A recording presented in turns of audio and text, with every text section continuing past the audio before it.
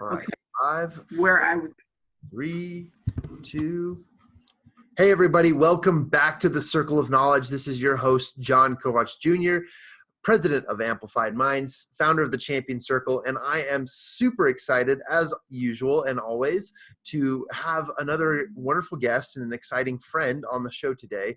We're going to be talking about happiness and the journey to get there and her story as well, but we're going to be also interviewing her and learning a little bit more about her expertise. But I think this is going to be a super fun thing. Let me briefly introduce my friend before she introduces herself. Barbara Ellison and I met through Facebook, of all places. And Facebook Messenger, we've had jolly conversations. We've had some incredible conversations about just life and business in general. And she's been a super supportive participant in my audience for a very, very long time. But I've also just come to learn more about her greatness and what she's been able to do. Participated and contributed to a couple of books. And she's also just been an incredible asset to helping people find their happiness. And I'm really, really excited to get into this topic. We're one day after the holiday. Everybody's probably dragging themselves into work after a long weekend. And this is a really, really relative time for us to discuss, finding true happiness, finding joy. And I'm really, really excited to introduce her. So without any further ado, let me talk to and welcome Barbara Ellison to the show. Barbara, welcome. Well, hi, John. How are you doing today? I am doing so well. And I know that you and I were working behind stage just a minute ago, trying to figure out some technology, but I really do just love jumping into these conversations and being as casual and recreational as possible so that we can help our listeners just understand and feel, the background, the story, the humanity behind what we do. So I wanted to give you just like a 2-minute platform to just brag about your story, brag about who you are, talk a little bit about you and introduce yourself in a way to let our listeners know who you are and where you're from and why you are the way you are, because you're amazing. Oh, well, thanks. Okay, well, my name is Barbara Ellison, although right now on Facebook, I'm known as Barbara Lunan Ellison because I'm not the most techie person in the world, and I accidentally changed my name on Facebook, and they're not going to let me change it back for another 30 days. So that's why I've got 2 different names right now, and I just was like, it's just going to be one of those ongoing things that I'm going to have to deal with for a while. But anyways, but how I got to be happy. My husband, it started as kind of a bit of a sad story because my husband passed away 9 years ago. And after I woke up from my widow's fog, it was like, okay, I have longevity in my family. And so my dad, he died just short of 102. And so I said, yike, what am I going to do for the next, however many years I have. And so that started me on the journey. And I realized I had to find out who I was, who I was outside of all the labels that I put on myself, wife and mother and grandmother and widow and divorced and a failure and bankrupt and all of those labels that we've all gone through. We've all gone through stuff. So that became my focus. Who am I? And that led me to developing my ultimate happiness formula. And it's the 5-point method to get your happy back. Okay. And it was kind of my journey. And the first part of it, step number 1 is to find out, of course, who you are. Who are you outside of the labels that other people or yourself are putting on yourself? Then the step 2 became, finding freedom from the limiting beliefs and getting stuck. And then the third step, because that's exactly what I went through. And then the third step became discovering your purpose and your passion. What are you here for? Well, the fourth step was make a difference in the world. What are you going to do to make a difference in the world? And step 5 was, well, how do you put it all together? So this has been my journey. Well, I have to admit, when I got to the step 4, okay, Barbara, what are you personally going to do to make a difference in the world? Whoa, gee, what am I going to do? Well, that's when I realized that I am a personality science trainer. I use now personality because we cannot do life on our own. We have to deal with the people around us. So now I teach people a simple communication skill so that they can absolutely connect more effectively with the people around them, whether it's family or business business people. How often do you hear business teams that fall apart because people can't get along? Right. Okay, well, let's teach you how to get along. And it's all based on the different personalities, because each personality leaves clues of who they are and how to handle them. So that's kind of in a nutshell what I do, and it is so fun. Oh, but you did mention my book. My new book is going to be coming out hopefully soon, by the end of the year. Just modern technology and all the slowdowns. People aren't working. So, but it's going to be In Search of Happiness. Ooh, And I love that. the people right now are realizing that happiness is so important. It impacts every aspect of our life, every aspect of our life. Not just our own family and stuff, but everything, our own personal things, plus the people around us. So. Yeah, I'm trying to remember a book that I've read previously called The Happiness Advantage. Saying, there was a principle in there that I loved, that elicited the discussion of look, if you don't have a way of measuring your happiness, or if you don't have a way to control your happiness, you're going to live a long life that is literally too long because you have to endure so much more than when you just have a life of happiness. I love your story, and I love everything that you just shared with us. And I'm fascinated by your journey and how you've developed these steps over time. And the funny thing to me is my first question for you is, these steps were things that just came to you, or were they natural steps that were influenced by other people and the help of others? How did you come up with these steps to overcoming the challenges and finding joy and happiness? The first step was just my journey. I had to find out who I was, because I had always been, a daughter, and then a wife, and then a mother, and then divorced and a failure. But then I got involved in a company that got shut down by the FTC. So then I was bankrupt, and I got attacked by a dog. And so I had PTSD. All of these little things that in themselves were not terrible, but who was I outside of that? Who was Barbara? So once I started that journey, that kind of started the journey. Because then then you start learning the law of attraction, that like attracts like. So you have to know who you are and what you want to do, so that you get the things that you want and want to do. And so that led me to the limiting beliefs. What's keeping me from attracting all the things that I want in my life?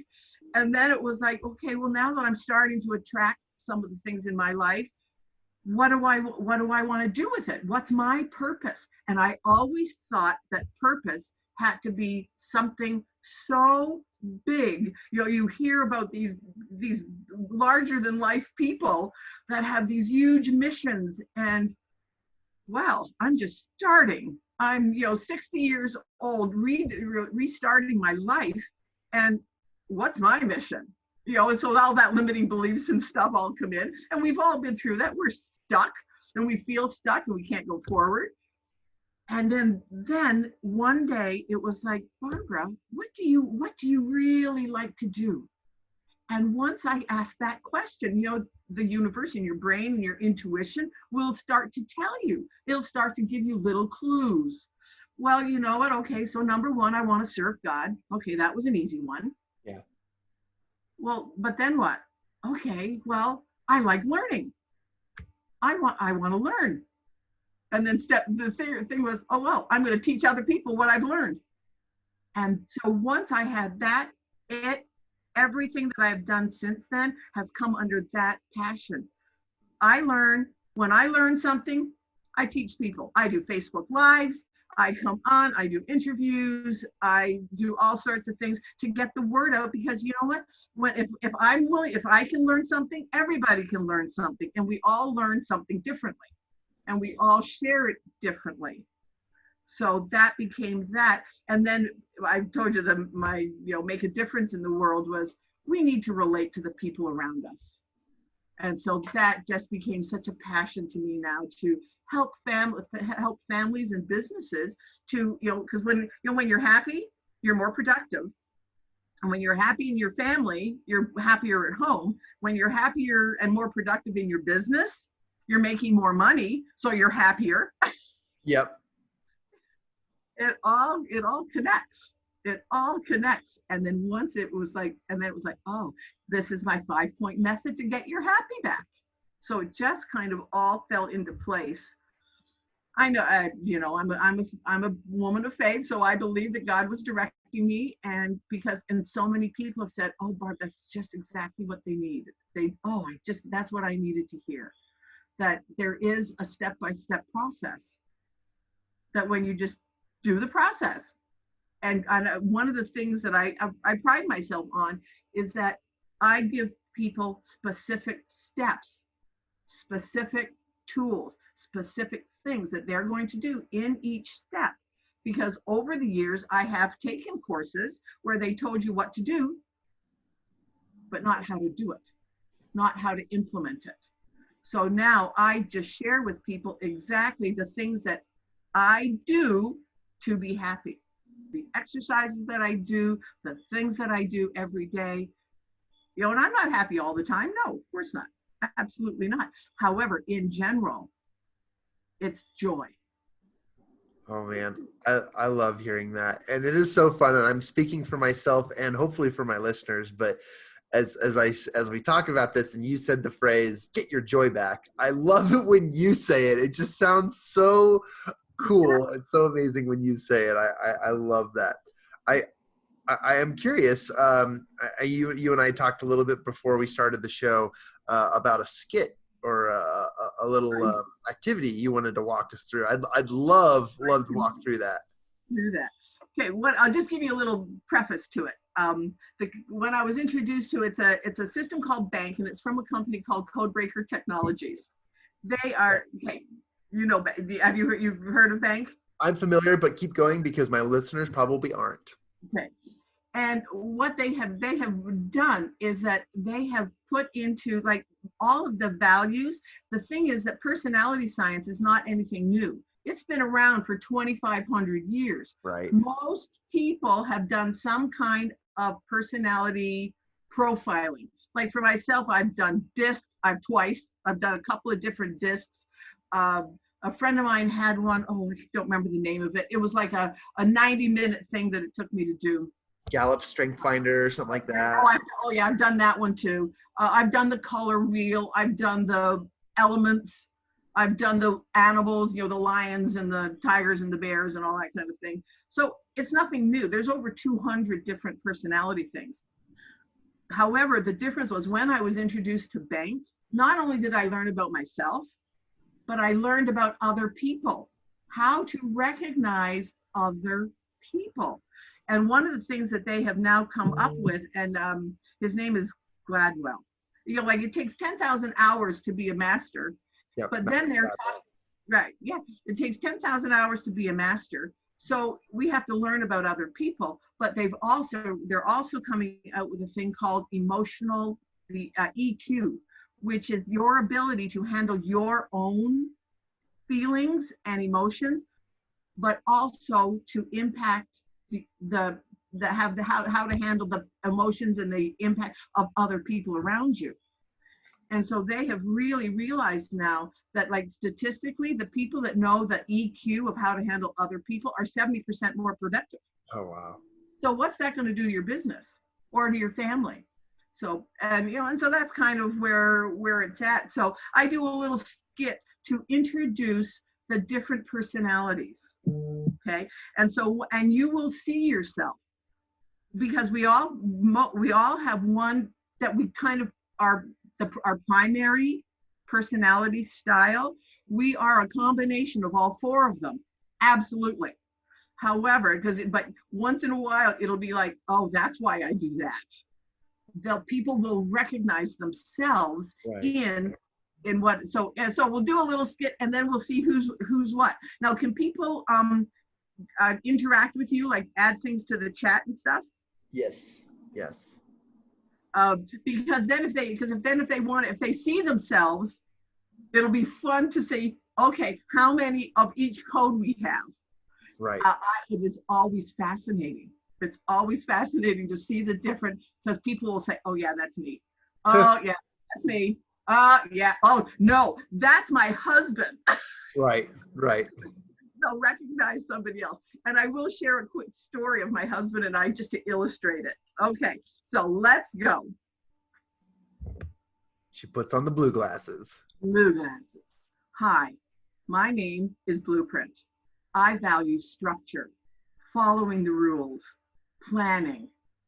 I like discounts and making lists. I don't like clutter and I don't like being late. I tend to become teachers and accountants and police officers. And a clue to recognize me is that I'm reserved, I'm thrifty, and I drive cars with high safety ratings. And a tip to handle me is do not be late. I love that. Now she puts on the red glasses. I'm action. I love spontaneity. I love winning. I love being the center of attention. I like bling. I don't like having a boss. I don't like following the rules, and I definitely don't like speeding tickets. I tend to become entrepreneurs and salespeople and actors and athletes. You can recognize me because I like bling. I tend to be fashionably late. And a clue to things that for me is I want you to notice something that I'm wearing that is designer. I love that.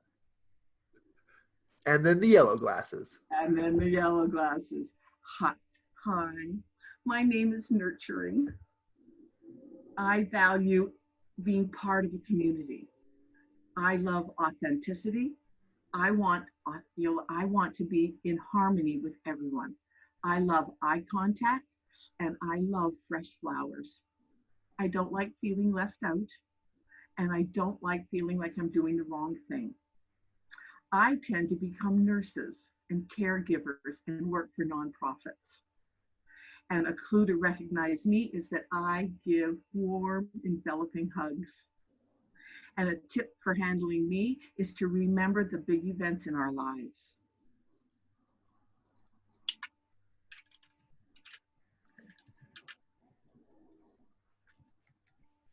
And then the green glasses. Green glasses. Hi, my name is Knowledge. I like charts, maps, graphs, the latest gadgets. I value science and logic and technology. I tend to become engineers, scientists, and programmers. And a clue to recognize me is that I drive high performance cars. I'm a bit of a wallflower and I am reserved. And a tip for me is to make sure if you want me to learn something, let's do it together. Okay, so can your listeners see themselves in one of those personalities? So I just typed it in the comment section. We'll see if we'll get any responses. See what responses they get. Because people will see themselves in an overall thing. But I will share a quick story. My husband and I, when we first got married, and this is like 25 years ago, because we were married for 20 years before he passed away. But we were going on a trip, and we had talked about a trip, and we were going to fly in from Chicago into LA, drive across the desert to Las Vegas, because he loved the experience of things. That was I realize now that was part of his code. He loved to experience things. So we were going to drive so that we would come into Las Vegas. I don't know if you've been to Las Vegas, but when you fly in, you get a quick of the lights, but then you're on the ground, so then you don't see it. But when you drive across the desert from LA, you come in over the mountains, and then you see the city of Las Vegas below you in the valley. It is absolutely magnificent to see the lights. Right now it's closed, but pretty much. A friend of mine lives out there. She said the strip is empty. And so that's what we were going to do, because he's kind of he's a visual learner. He was a visual learner. Anyways, so one day I came home and I said, honey, what are you doing? Because he was sitting on the floor in our living room, surrounded by maps and atlases. Honey, what are you doing? He said, well, I'm planning our trip. I'm thinking he's going to take us somewhere like tomorrow or this weekend. And I said, what trip? You're all excited. What trip? And he said, you know, the trip we're taking, the one that we're going to fly into LA and we're going to drive across the desert and see what stops we're going to take and see what else is there. And then we're going to come to Las Vegas. And I went, honey, yes, that trip is going to be great. We're doing that in November. Honey, this is August. What are you doing? And you know, your reaction is exactly how people react, because they can see it. He looked up at me in total surprise and said to me, well, honey, when are you going to determine our route to go from LA across the desert, all the details, cross the desert to go through the mountains and get to Las Vegas? David, when I get in the rental car in LA.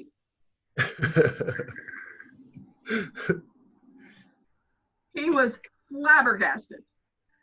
And that became such a funny story. And through our entire marriage, we would talk about that story, because in that second, we realized that we had fundamental differences. So if that funny story has a fundamental difference, do you think that played out in other parts of our marriage? Oh, yes. Exactly. And so that's one of the things of why I really realized that, oh, personality, because people have total differences. And we tend to attract, and the very things that attract each other to each other can sometimes turn around and become exactly the things that tear the relationship apart. And that's why when you can, but as I say, every personality leaves clues. So that's what I teach people, how to recognize the clues. Like, I can look back on my husband now and go, oh yeah, he was totally a blueprint knowledge. He loved maps, but heaven forbid, he wanted a schedule, and he planned everything. I was kind of like, oh, let's just go do it. And I'll tell you one other story. He loved to do research. He was a knowledge person. He loved to do all the research. And so we were going to buy a van. And he came and he kept coming to me and telling me about all the qualities and all the buying things of what the van was going to have and all the bells and whistles. And I finally looked at him and I said, David, when you get it down to 3 vehicles that we are actually going to go and test drive, that's when you can tell me all the details, and I will listen with bated breath and listen to every detail. Until then, do not, because he was coming to me every day. And we're gonna, and I'm like, oh, okay, so we're gonna go test drive that. Well, no, I haven't done my research yet. Yeah. So now say you're in a business and you have a team member and those 2 personality traits come out. What do you think happens? Clash. Clash. And that's exactly it. So it is just such a fun subject to define people, because one of the things that we define, just kind of to put it into perspective a little bit, the blueprints, we consider them that they're in the box. They're traditional and they like things scheduled and that kind of stuff. The action people, they're out of the box. They don't want any rules, whatever. You know, they drive fast, they live large, that kind of thing. The nurturers, we want to recycle the box. The knowledge people, they want to engineer the box. So it just kind of is like, oh, right.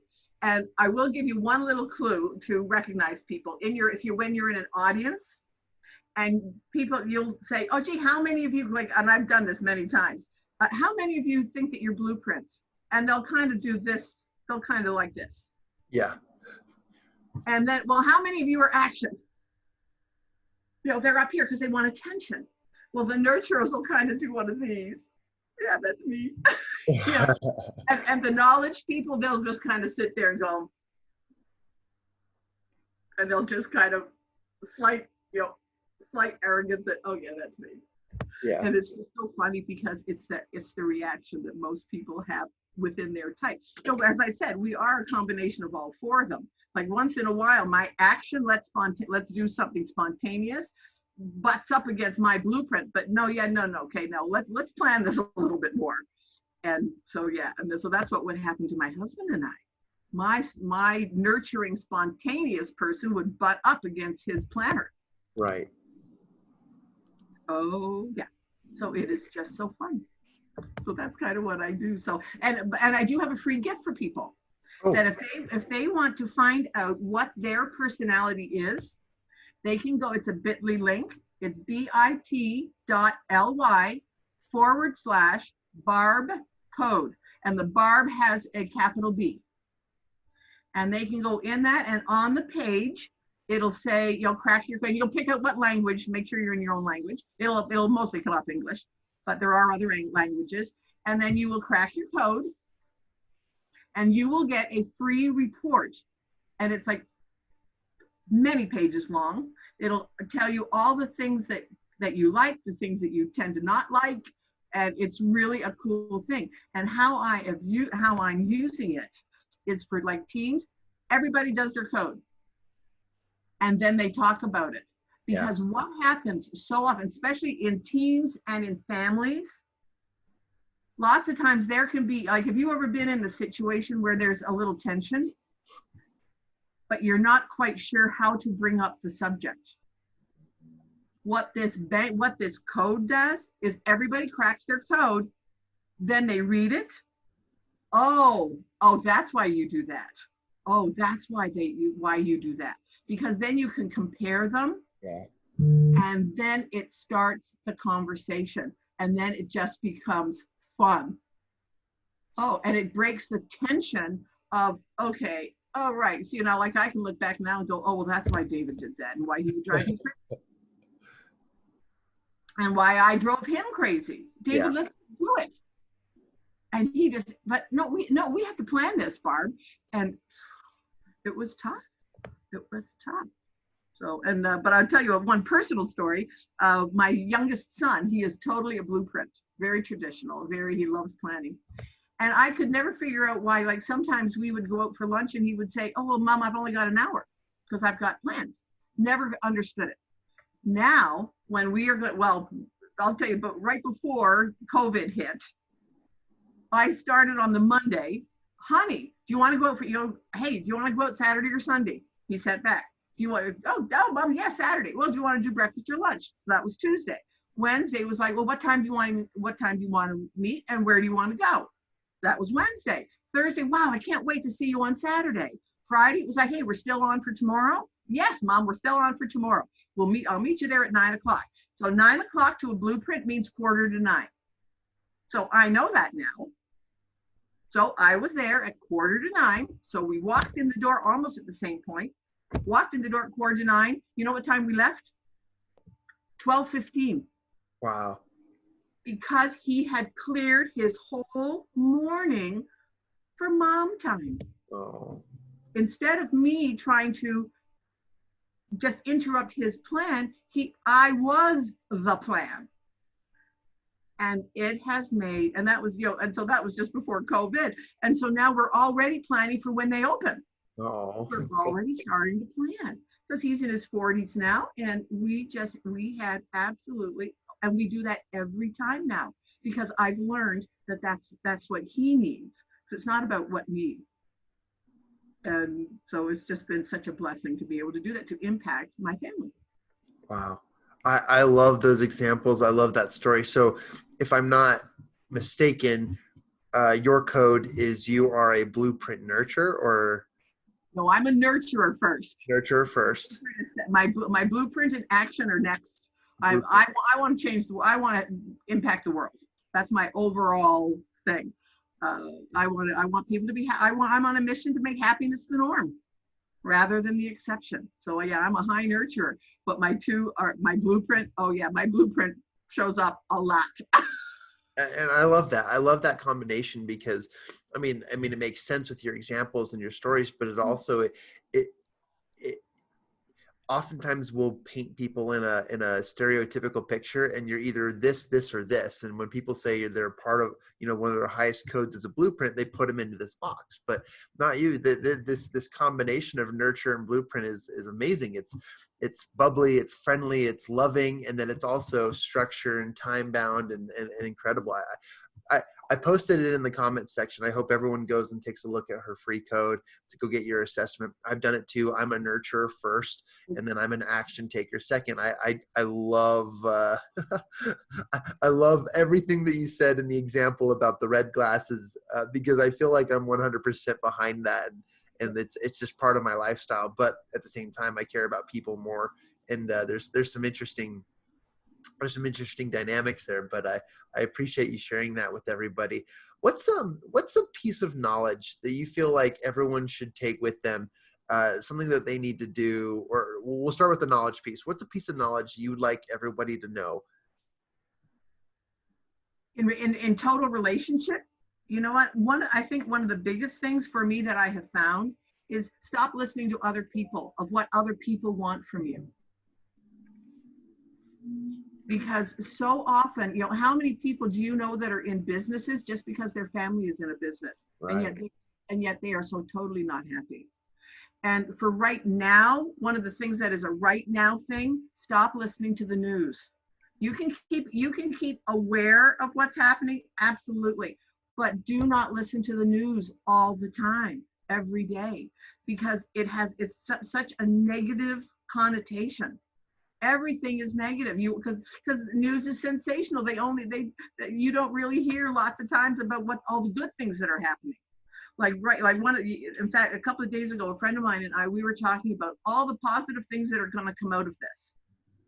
5 years from now, 10 years from now, we're going to hear about the positive things that have come out of this. But right now, we're only hearing the negative things.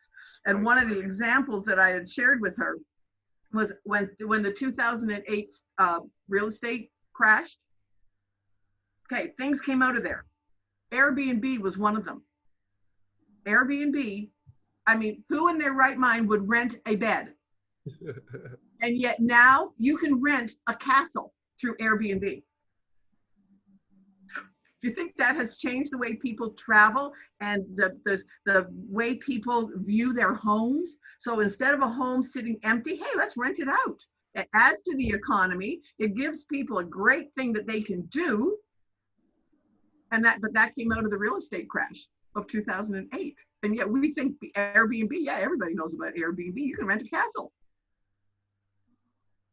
But it started back then. I think another one was Zapier. And people use Zapier for Eventbrite. Sell it if you're in business lots of times. So it's just 5 years from now or 10 years from now, it's going to be really interesting to see what comes out of this time. We talk a lot on this show about the usage of your time during COVID and quarantine and what has been effective and what have you done. And we've talked about, taking advantage and changing and being open to change because there's going to be a lot of change. For example, one of my hobbies is I love coaching high school sports. And I coach the track team as well as I coach the wide receivers of our varsity football team here at our little old town. And we just got an email that they've approved small practices, less than 50 people or so. But the rules are coaches can't touch anyone. We have to wear masks. We have to wear gloves. We have to sanitize all the footballs after play. We have to take kids' temperatures. And I'm like, wow, this has completely changed how coaching used to be. And the culture is completely different. I don't even know if I feel comfortable doing coaching right now because it's just like, it's a complete atmosphere change, but it's going to set the precedent for years to come. And I thought, wow, what an interesting dynamic that we live in. and it's just now starting. It's not fully changed yet. So I thought that was a very, very interesting principle. And I love what you bring up, because you can find happiness in all this change, but there's definitely, things that we can do now to prepare and to see, our big break might be, a year from now, because of the efforts we did during I just love that principle. I wanted to highlight that. And one of the things that a friend of mine and I, we were talking about it, because I'm on a Tuesday morning in another group, and we have a show on Tuesday mornings called the Happiness 101 Show. Cool. Anyways, and so we were talking on the show this morning, and like now has like her name is Barbara also. So the two of us, we're both huggers. We like to hug. We're both nurturers. And so we were talking this morning that has now the restaurants start opening, and has coaching starts opening in your case. Are we going to hug? Are we going to feel comfortable hugging people? So it's like, I don't know. And that was part of our conversation, because it was like, yikes. And she said, I know. She went, because with her, she lives in Wisconsin. So she's opened up slightly before Illinois has. And so she said, oh yeah, I went to get my hair done. My hairdresser and I are best friends. She said, and we both started to go to hug each other and went, oh no, we can't do that. It was just the funniest thing, just that funniest sensation of like, how is this going to change going forward? Yeah. So yeah. Well, thank you for sharing that piece of knowledge. Now, one of my favorite things to do on this show is to give you the opportunity to challenge my listeners to take action. And this is the action part, right, of our bank code here. But what's something that you would encourage or challenge our listeners to take action on, that they can employ a little bit of happiness in their life? You know what? Crack their code, and crack the code of at least their significant other. Okay. Because that is absolutely. But for happiness, every morning when you get up, I'll give you one little tip, one little exercise. Awesome. And I do this. I don't have to do it every day anymore, but I do it regularly. And one of the researchers, she's a Harvard PhD, and she studies body language. One of her things is that when you have body, just have like a power pose. If you are going into a meeting or into a stressful situation, do a power pose. For women, it's like a Wonder Woman kind of pose. Yeah. For men, it's a back this year. Your muscles are out. Yeah, there it is. That. For a man, women, power pose. What it does is it starts the hormones going, and you will increase your confidence. Wow. And then hold that pose. Set a timer for at least 2 minutes, and you will notice the difference in how you feel. It changes the endorphins. It changes the body. It changes your body, and it makes you breathe different. Your stomach is held in, the whole 9 yards, and it increases your confidence. So especially if you're going into a stressful meeting, like meeting with your boss, you're asking for a raise, whatever. Do a power pose for at least 2 minutes before you do it, before you go in. Thank you for sharing that. I will begin that this week too. I think that's really impressive and really awesome. I remember learning about the power pose when I first started reading books by Tony Robbins, and yeah. I think that stuff is just super powerful. I know you and our story began on Facebook Messenger, and we began to chat. How would you like our listeners to reach out to you if they have questions or would like to talk to you, or would even just like to attend your morning show on Tuesdays? Okay, yeah. For the morning show, it's the Diamond Factor LLC, and it's a group, and you can listen. You can listen free, and then if you want to join the group, that is perfectly good. And each day, like Monday is on business, Tuesday is on happiness, and we have like insurance, we have mindset. There's something every day, and plus we do panels every once in a while with that. But if somebody wants to get in touch with me, and like I offer a free consultation, if somebody wants to know more about how they can utilize the personality, I have a text number, and they can just text me, put in their name that it's from you, so that it was on from this show, and the number is 815-345-2555.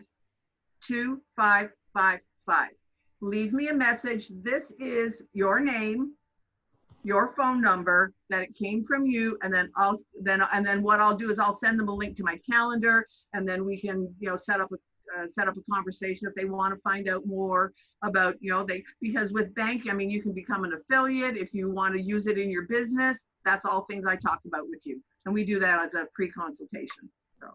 Well, thank you for sharing that with my listeners, and thank you for being on our show today and making time for this, Barbara. Your energy and your light is just so attractive and so exciting, and I think that people will find opportunities to find more joy and happiness in their life. And I think that that's important for them to hear, because on this show we talk a lot about business, we talk a lot about strategy, we talk a lot about tactics, but one of the things that we often overlook or just don't talk about enough is the personal humanity behind everything we do. There's a lot of sacrifice that goes into success, but even beyond that, it's finding your own personal happiness and joy, which I've seen worldwide phenomenon, Mr. Gary Vaynerchuk switch his dialogues over to joy and personal happiness from, just the hustle and bustle of crushing, entrepreneurism. And so I think that that's awesome. And I'm so grateful to know you, and I'm so proud to hear your story, and so excited to just share that with the world. And I appreciate you. And I was just curious of what you do. And this is my last question for you, because everyone is human and finding joy is a purpose. When you have days that just seem gloomy and down, what is the first thing that you do to overcome that day? And maybe I'll tell my listeners what you would advise them to do when even the smallest or the simplest of sad days, bad days happen. What do you usually do? We all have days like that. I mean, there are days when I still really miss my husband. So there are days. The biggest thing, I sit down and get quiet. Get quiet within myself.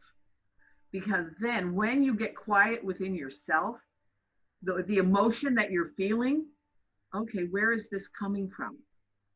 Why am I feeling this? And when you can get in touch with why you're feeling it, like, okay, I'm going to tell on myself. Could I tell on myself for a second? Sure, this is you. Last week, I had a little thing that happened, and it just caused me I'm a happiness expert. So that always likes to do that. So once in a while, but we have two sides of us. We have the happy side and the sad side. We have, everything has two sides. And so most of the time I am really happy for people's success. But the other side of that is, I kind of felt a little resentment. Okay, how come that happened with her and it didn't happen with me? Yeah. And so for several days. And then it was like, oh, for heaven's sakes, Barbara, you're a happiness expert. Take your own medicine. Take your own advice. This was bugging me. And so Sunday morning, it was like, all right, I cannot go to church, and we had parking lot church.